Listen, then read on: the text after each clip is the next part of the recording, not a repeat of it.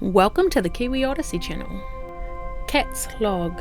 Sea date 28th of December to the 4th of January 2025. Welcome to the new year.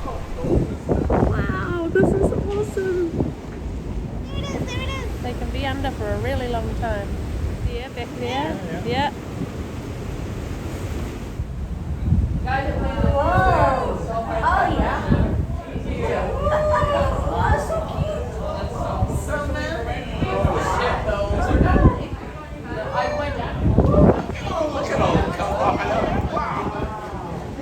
You have just seen the 28th of December, which was our sea day on our way to Peru.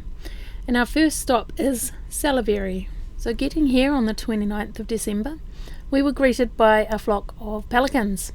So many, I'd never seen in one place before. My first thoughts of Peru were how dry it is and how very desert-like. And we went to visit Chan Chan, which is an old city that was home to the Chimu people, and it is believed to have been built around 850 AD and lasted until 1470 AD when the Inca conquered the region. This is the largest mud city in America and the second largest in the world. It actually composes of 10 walled cities that they've found, but they haven't fully excavated them all. But literally this stuff is just made out of mud, like land, water, seashells and cactus juice. So they're not just excavating and preserving. These guys, because they're close to the sea, the erosion is still happening.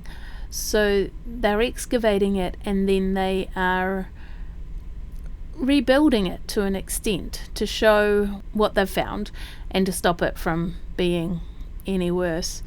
It's definitely worth a visit if you're in the area. Chan Chan's about a 45-minute drive from Salivary, and we took an Uber out there and then we paid to get in, and then we got a guide that took us around, English speaking, and we paid her a tip at the end. The way these people lived, they had some interesting customs.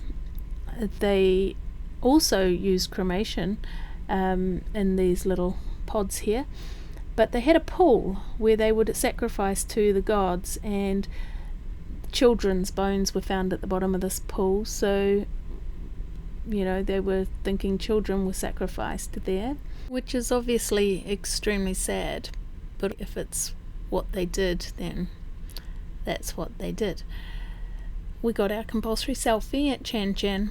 As you can see, the walls were actually really, really tall. But that gate made out of bamboo, that was really cool. Don't know if that was authentic from the time.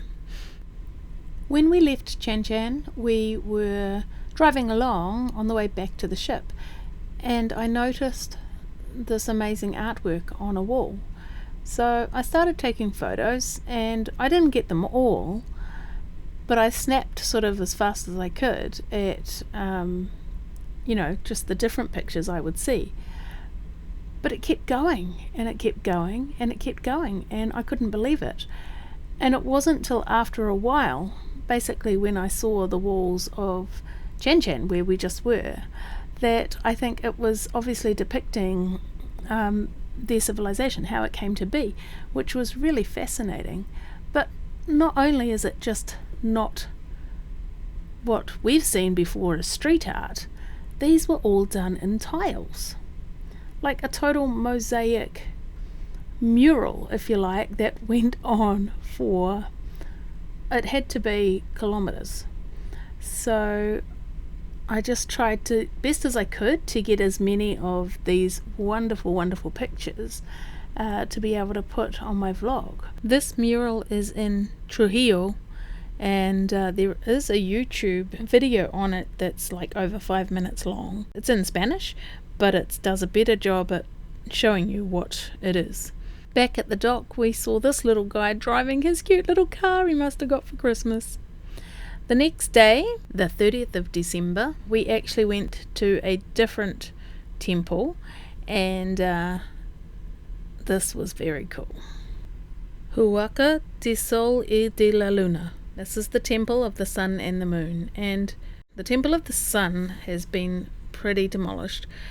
They didn't know that this was even there because it was just a mountain of sand and dirt until people were walking over it and discovered something. Now, if you see what they've done here with the excavation, they are not trying to rebuild it.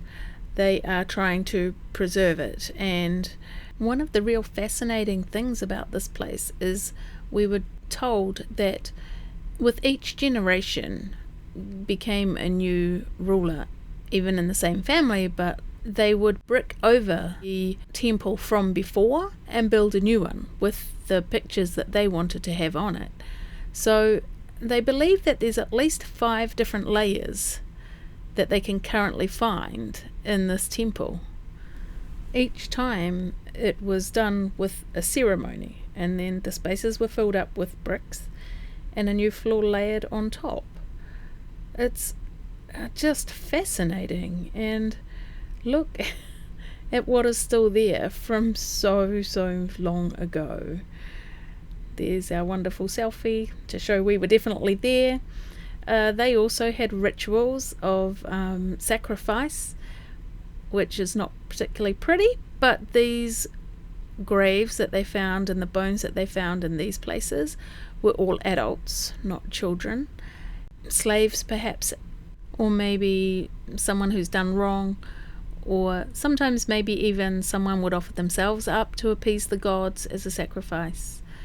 It was just so amazing to be here and to learn of this, which I had never known before, and just to see the work that they're doing to preserve it. And they haven't done any excavating for quite some time. They say that it does cost a lot of money, so they haven't had that, so excavation had stopped. But they do charge to come view this. They don't charge a lot, which is fascinating. They found all these bricks with different markings in them, and they believed that was like a signature of a certain family or people that were making the bricks to use in this temple. It was just stunning and so hard to describe, but that is a place you really want to go if you can. And as for flocks of birds, take a look at this one. Crazy.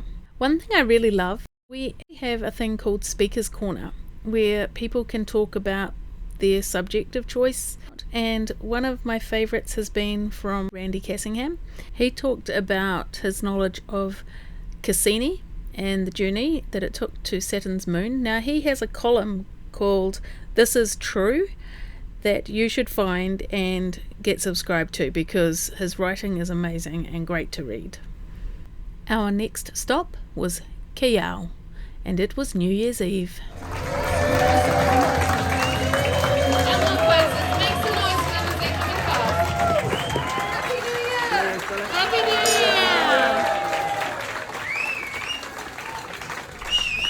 We got to clap our amazing staff, and our wonderful chef had made us bomb Alaska for New Year's Eve. And then it was down for the party. Ain't no stopping.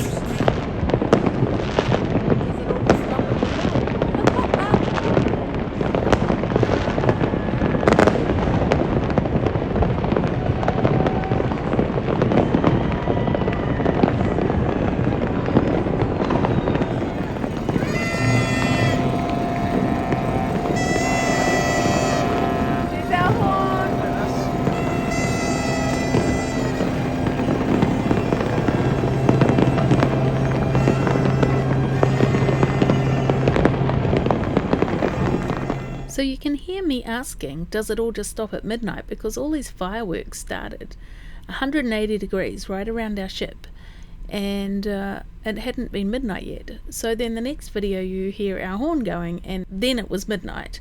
It was an amazing evening. On the 2nd of January, we went and discovered Lima, and the architecture here was absolutely stunning. And we had decided, because there's something we want to go to this evening, that we would spend the night in a hotel. So we booked a hotel for the evening. We found the Lima sign and did the compulsory selfie. And we were walking around Lima, and we got to go into this beautiful church. There was some sort of service going on, but it was all in Spanish, so we couldn't understand anything. But we were still allowed to walk around and take some photos, and it was just gorgeous. Our next stop was where they dye alpaca wool and llama wool, etc., and they use a lot of natural products to do this, leaves and sticks and different berries and things. So that was really fascinating, and I got a very cool poncho with sleeves and a hood, and Mark got a really nice jumper. Then we were off to somewhere where Mark really wanted to go, the Basilica, a convent of San Francisco built in 1535, and it also houses the catacombs. Now, we were not allowed to take any photography in there, so we didn't. It was an amazing place to go, and you should really go see that. Then it was pisco tasting, and they had some interesting vessels to drink out of. And now we're off to another pyramid site called Pukiana, and it was created between 200 and 700 AD, likely from the Moche tribe. But these were mud bricks that were a lot smaller than what we saw at La Luna, so that was interesting. They also had the story where they were built up. Each sort of successive generation would fill the one in before and keep building up. Now, they had little mummies in these holes and places, so you would get wrapped up quite tightly and placed in a burial chamber upright, which I guess made more room for people. And we were walking around there, and we also found some llamas and alpacas and guinea pig. Now, if you didn't know, they actually breed guinea pigs to eat in Peru. It's one of their dishes, and we did not try it, just so you know. They also had this cool depiction of how they made their bricks, and this was a very, very busy day. And we're not done yet. We then went to Love Park and got a photo of their really large statue of people embracing. While the excursion hadn't finished, Mark and I decided to leave it here so that we could go to our hotel and get ready for our night excursion. We found some dinner, and then we navigated our way on the buses. Not easy when you don't speak Spanish. And then when we got to this beautiful park, we had to get in line, and it went for miles. But wow.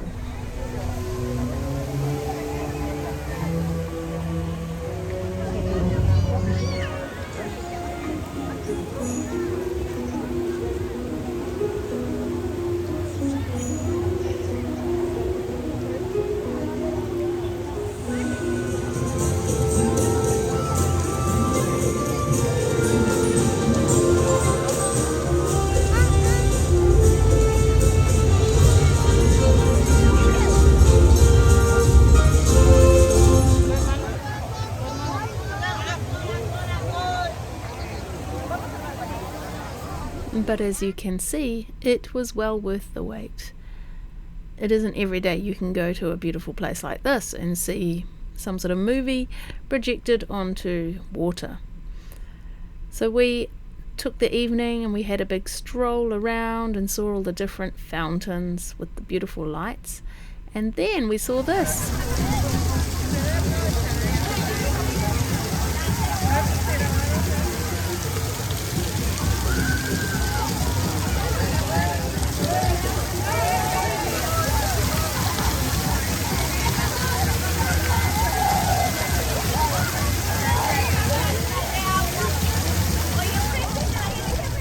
They were having heaps of fun. We were totally exhausted by now and went back to the hotel. We had a chill day the next day, and then we sailed off to Pisco. Actually, we were docked at a national park, and we made our way to a place called Paracas. And this was where we were doing an excursion to what they call the poor man's Galapagos. And we weren't disappointed. It was very cool. We got on a boat that took us out, and we got to see our own ship that was right in front of the dunes there, so very sandy. But it was pretty funny because all that water that was flying up was hitting all the passengers, and Mark was one of the ones that got a little wet. But we also got to see a candelabra geoglyph. Now, if you don't know what they are, and I didn't, they are called the Nazca lines, a group of 700 geoglyphs, and they're made of soil in the Nazca Desert in southern Peru. And they were created between 500 BC and 500 AD. Some of our residents went up in a plane to go and see all of these. They probably didn't do 700, I don't think, but they had an amazing time. Meanwhile, we are at Illas Ballestas, and we get to see crabs and some boobies, but they're not the blue-footed kind, which I want to see. We were looking for penguins, but unfortunately we never saw them. Well, I didn't. Maybe this one is coming back from fishing. But we did see seals, or sea lions. I'm not sure if I know the difference, to be fair. They're having a good old sleep on the rocks. And on the way back, we got to see these beautiful birds flying in formation as we went back to the dock. We had the most amazing ceviche for lunch. They do it really well over here. And then we made our way back to the ship. We are now on our way to Arica, Chile. And we had a great time in Peru, but looking forward to our new adventures.